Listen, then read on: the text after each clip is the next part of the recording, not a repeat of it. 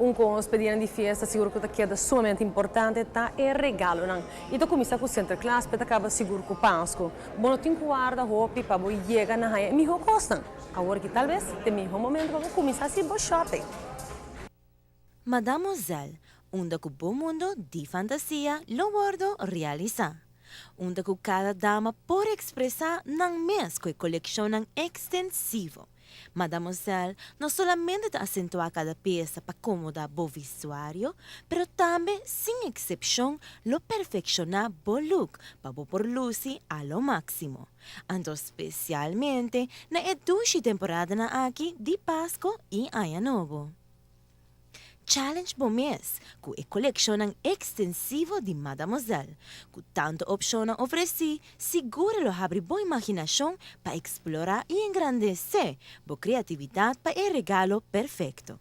De armband para range dede, de range oreia, cadena e hangertjes completamente moderno.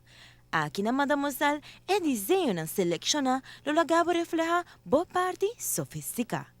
Seja que você buscando algo divertido, sexy ou elegante, para qualquer ocasião, aqui seguro você encontrar a peça apropriada.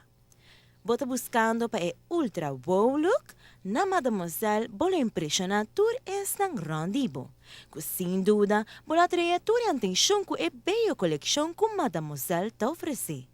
Lo qual que talaga mo impressiona da e preço nang kutimpa cada set e acessório. Mademoiselle, seguro sempre tá tendo na conta para ter uma variedade cômodo. Pasina para cada pessoa que está em busca de um toque fabuloso. Nós não porque assim mencionar a qualidade no serviço que lo surpreendeu. Boa confiança, seguro bo propone de Mademoiselle, qual com a expertise está ganhando o acessório perfeito para bo na prioridade principal.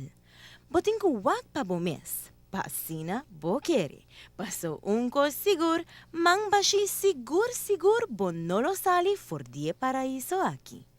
Passa visitar Mademoiselle situada na Calle Ernesto, Petrona 74, Way 4, onde com acessório para gente homem e mulher, para qualquer ocasião, lo encontrar. Llama livremente na 588-1524. Para qualquer informação, Mademoiselle sempre está disposto e clapa ser vivo.